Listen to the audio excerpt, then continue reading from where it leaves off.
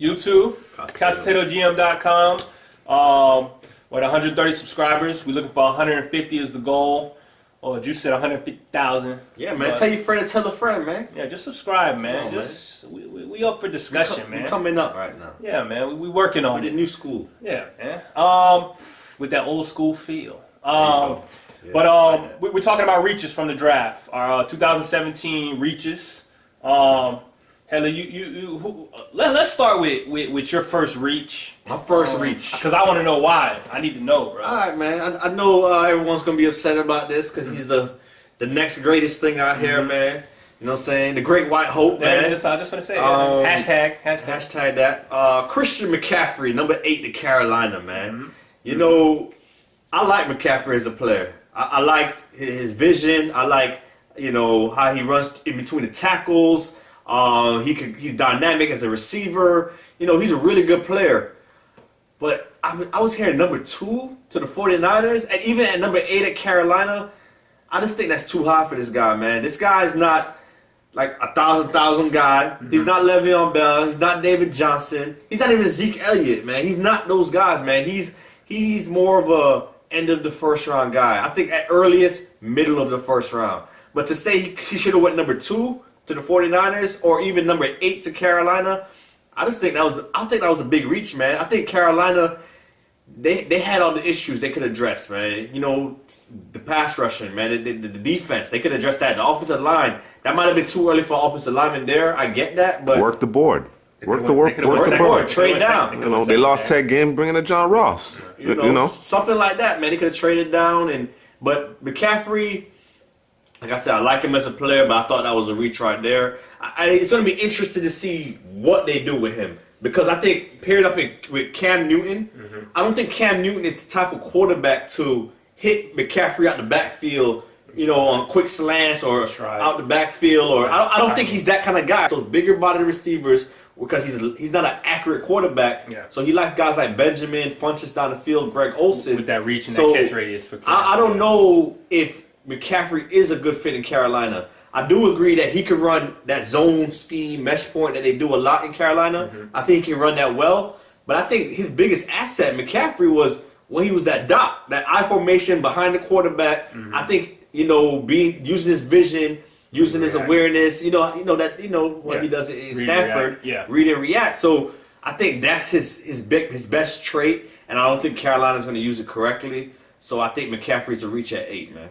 And then when you mix that with the Curtis Samuel, that's even a bigger reach. Which is, a lot of people are saying that's the same player. I don't necessarily agree with that, but that's receiver 1. What you mean? That's receiver 1. According to some, that's ridiculous. They're similar, and it just makes you wonder, why did they pick McCaffrey if they went with Samuel? Because originally you thought, okay, well maybe they'll go with the power, the I formation, and then they go and get Samuel. Like, okay, well what are we doing here? It looks like they're gonna mesh point. Have Samuel come around right here. Jet sweep it, and it looks like they're going to college offense all the way. Okay, I thought we was going to try to keep Cam Newton safe, but I guess not.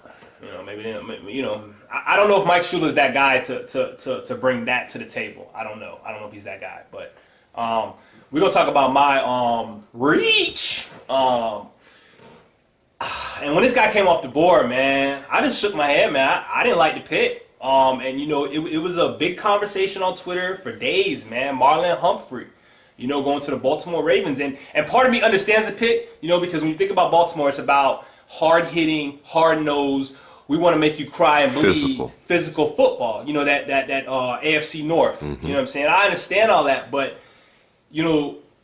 the biggest thing that Baltimore had, one of their biggest needs was cornerback, bro. And it's not just coming downhill and smashing folks, bro. It's cover, bro. And whether Marlon Humphrey is there, in coverage, right there with the ball, what is he doing when the ball is getting there? The receiver's catching the football and making a play. You know what I'm saying? So what good is it that you're there or not, bro? You know what I mean? So my biggest thing is he has all the traits in the physical tools and all that measurables and all that garbage. You know what I'm saying? You can have all that, but at the moment of truth, when the ball's in the air, with defensive coordinators, when they up in the booth and they looking and the ball's going up and they're like, shit, it's going to Marlon Humphrey's side. Is he going to make up?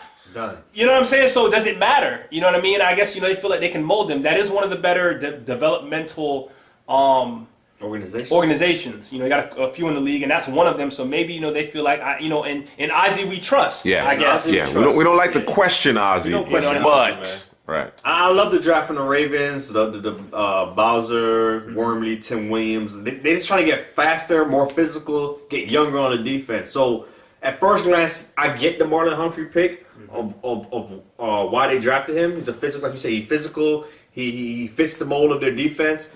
But he can't cover, man. It's simple, plain and simple, bro.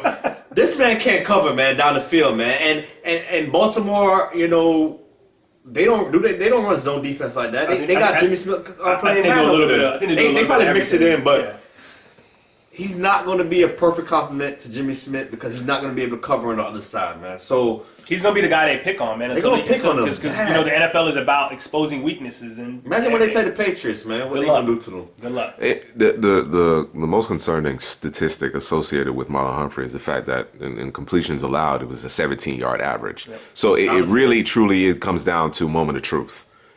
He's in position a lot of the times. He has good technique. He's obviously very good and competent in tackling. He actually brings a physical nature to the game from that standpoint. But I mean, we're talking chunk plays when he's attacked. And what is it right now? It's a passing league, and teams are going to expose that, man. Yep. So yeah, I definitely thought that was a reach. Also, let's get to my next guy, man. Number 20, man, Garrett Bowles. He's 25 years old. He's old, man. I don't mind that. You know what I'm saying? He's an offensive lineman. I want my guys with some experience, even though he doesn't have experience because he's a one-year player. He's an experienced guy in life. He's an inexperienced 25-year-old. But I get it. He Broncos desperately needed an offensive lineman, offensive tackle. He fits their offense perfectly.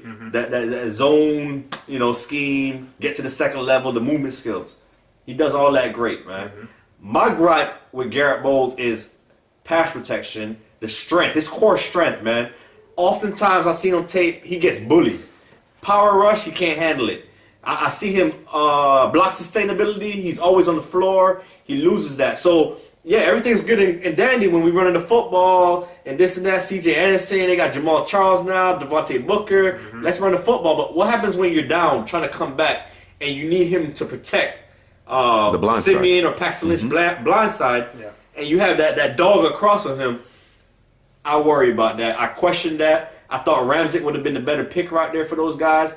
Garrett Bowles, I think, was more of a day 2 player. So I think that was a reach right there for the Denver Broncos, man. You agree? Nah, I get the fit, man. They needed a guy. They got the guy. I like Ramczyk better as my number 1 offensive tackle. I would have gone there. I don't think it was a reach. If it was a reach, it was a very, very small reach. But I could agree with that a little bit. I don't know. Anyways, Who's your guy, man? My next one is and I like this team. I like this GM, John Robinson Titans. Their second pick in the first round. Adoree, I almost called him Amari. Adoree Jackson from USC. Adoree. He's a raw talent, man. He went at 18. I felt like, and I know it takes 2 to tango. I felt like they could have traded back somewhere in the first round, lower first round, 30 or so, and still got the guy. And I know their whole thing is they were looking for playmakers, guys to get the ball in their hands. But also, man, y'all ain't got no corners, bro. Who are your corners, dog? Didn't you just let go of the other McCourty? So who are your corners? You're going to put a raw guy out there, bro? So that's kind of what I question. And I know they needed, inside help at linebacker. They could have went Reuben Foster, but, the medicals or the character questions. I don't know, bro. But I just don't go Adoree Jackson there, man. It wasn't worth it, bro. I think it was just a bad pick. Yeah, I thought it was a reach also. Like you said, they could have traded down and maybe got him later in the draft. They could have addressed pass rusher. They could address anything on defense, really. They need a lot of help on the defensive side of the ball. And they did need a corner desperately, but I don't know if Adoree was the guy, man. You had Quincy Wilson still out there. Well, and here's my thing, too. Like, I feel like with Adoree, man, you're gonna see progression during the year, but I don't know if the Titans can afford to do that. They needed a guy who would come in and be an instant impact defensively. Adoree's probably going to be an instant impact offensively, not defensively. So, maybe game 12, he might be that guy. Offensively, that's interesting. You think they can put him on offense? Special whatever, teams, ball with the ball in his hands, ball in his hands. Yeah. But I understand what John Robinson's trying to do, man. I get it, man. Just I don't know if that was the guy there. You know what I mean? So I agree, man. So yeah, man.